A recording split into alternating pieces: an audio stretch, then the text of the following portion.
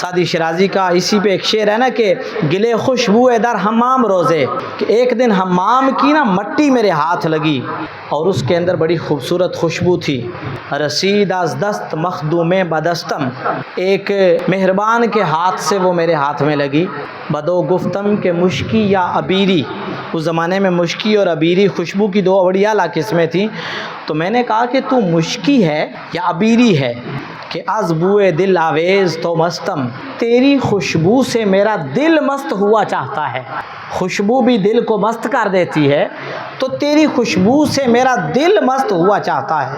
بگفتہ من گلے ناچیز بودم، اس مٹی نے جواب دیا کہ میں تو وہی ناچیز ایک عام سی مٹی ہوں، ولیکن مدت با گل نشستم، لیکن ایک عرصہ میں ایک پھول کی میت اور صحبت میں رہی۔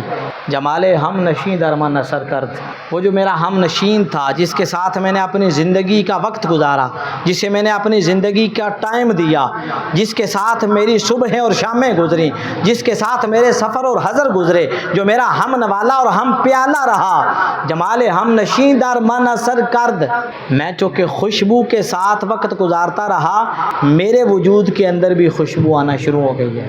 وگرنہ من ہما خاکم کے ہستم، ورنہ میں تو مٹی ہوں۔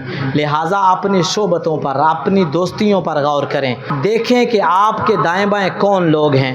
اگر ان کے وجود اور صحبت سے آپ کی ذات کو فائدہ ہو رہا ہے تو ٹائم اور دیں، اور اگر نقصان ہو رہا ہے تو پیچھے ہو جائیں۔